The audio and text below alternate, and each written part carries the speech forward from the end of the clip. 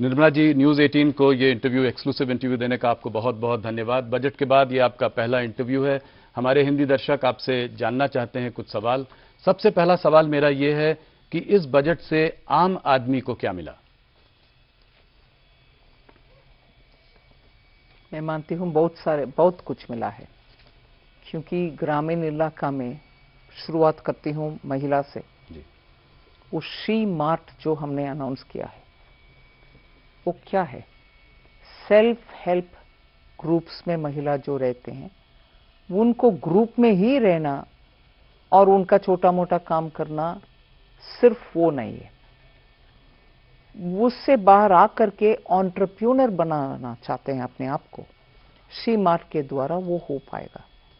लखपति दीदी का सक्सेस गांव-गांव में बात करने लगे और लोग समझते हैं उससे क्या इम्पैक्ट हुआ है। इसीलिए वो एक बड़ा सा कदम रूरल महिला के लिए। दूसरा,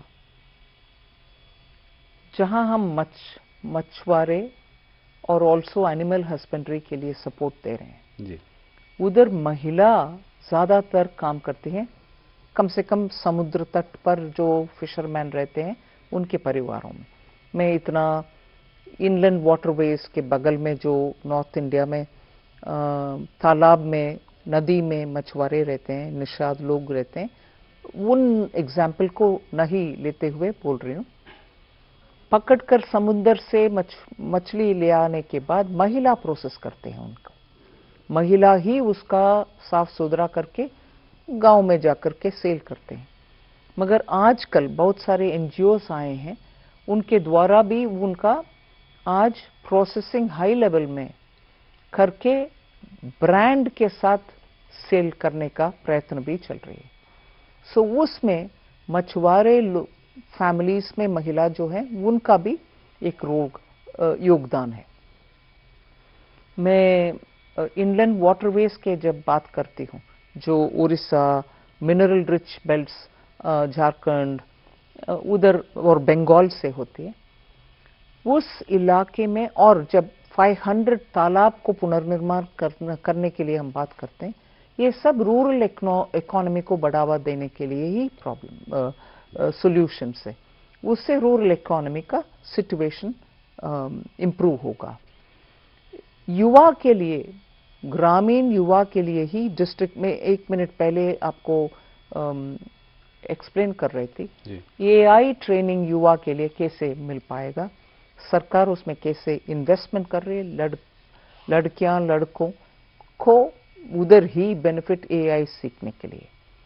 और साइंस एजुकेशन में महिला आने में दिक्कत इसीलिए होता है कि उनका रहने का व्यवस्था नहीं होता जी।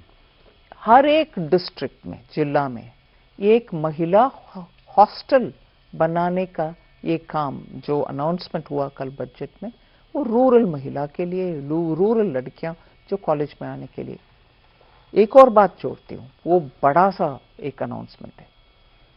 एलाइड हेल्थ वर्कर्स, मतलब आप नर्स हो सकते हैं, फिजियोथेरेपिस्ट हो सकते हैं, होम में आकर के केयर करने वाले मेडिकल छोटा सा पैरामेडिक हो सकते हैं, या फिजियोथेरेपी करने वाले हो सकते हैं, या आप साइकेट्री में ट्रेनिंग लेने वाले हो सकते हैं। ऐसे 10 मेडिसिन से जुड़ा हुआ पैरा मेडिकल प्रोफेशनल का ट्रेनिंग का जो अनाउंसमेंट हुआ, इससे हमारे टियर 2, टियर 3 गांवों में रहने वाले युवाओं को एक अच्छा सा मौका, पक्का ट्रेनिंग मिलेगा, उसके बाद तुरंत उनको जॉब मिलने का भी इसमें प्रावधान है। ऐसे में तो 4-5 हो सकते हैं। तो इस बजट में जॉब क्रिएशन एक बड़ा फैक्टर होगा आपको ये? स्किलिंग भी और जॉब दोनों। मार्केट्स कल थोड़ा सा नीचे थे क्योंकि आपने एसटीटी टैक्स थोड़ा सा बढ़ाया स्पेकुलेटिव एक्टिविटी को कम करने के लिए। हमारे दर्शक हमारे जो हमसे लोग जुड़े हुए हैं वो जानना चाहेंगे कि ये क्या मार्केट के लिए हानिकारक है? क्या ये ऐसा कोई स्टेप है जिससे कि मार्केट जो है नीचे जा रहा है? इस पर थोड़ा सा एक क्लैरिफिकेशन आप दे सकती हैं। कल वो बात था, मगर आज मार्केट वापस ऊपर आया। मगर हमारे कंसिडरेशन रेवेन्यू जनरेट करने के लिए, उससे कमाने के लिए नहीं था। हम इसीलिए किए कि सभी एसटीटी के ऊपर कोई कुछ परिवर्तन नहीं ले आए, जी सिर्फ एसटीटी ऑन ऑप्शंस ट्रेडिंग और फ्यूचर्स ट्रेडिंग के लिए लिया। इसमें मुझे हिंदी में सही बोल रही हूं कि नहीं मालूम, सट्टा बाजार जैसे उसमें जो स्पेकुलेटिव एक्टिविटी होता है उसको उसी के ऊपर रोकथाम के लिए ही हमने ये लगाए। जी, सोने और चांदी की कीमत बढ़ती जा रही है। पिछले एक साल में 80% गोल्ड बढ़ा है, चांदी भी 250% बढ़ा है। हमारे दर्शक जानना चाहेंगे आपसे कि ये ट्रेंड की क्या वजह है और आगे इस ट्रेंड को आप कैसे देखती हैं? वजह यह है कि दुनिया भर के अनसर्टनिटी, युद्ध चल रहा है, टैरिफ वॉर चल रहा है, जहां से आप इंपोर्ट, भारत देश में सोने का खजाना कुछ नहीं है तो इतना एक्सप्लोरेशन भी होता नहीं है, और पुराने जमाने के गोल्ड माइंस जो कोलार था, डायमंड के लिए पन्ना मध्य प्रदेश में, इन सब में अभी प्रोडक्शन लगातार नहीं के बराबर आ गया है। सो हर एक ग्राम गोल्ड इस देश में इंपोर्ट की वजह से ही आता है जी। सो विदेश में अगर उसका डिमांड बढ़ गए या उसका प्रोडक्शन कम हो गए, दाम बढ़ गए, क्योंकि वो उधर से इधर आता है, इसलिए उसका। एक आखिरी सवाल, हमारे दर्शक ये जानना चाहेंगे कि कीमतें बढ़ेंगी इस देश में आने वाले समय में या कम होंगी? कीमतों के दर में क्या? पिछले 2 साल से हम इन्फ्लेशन को कंट्रोल में रख रहे हैं। जी।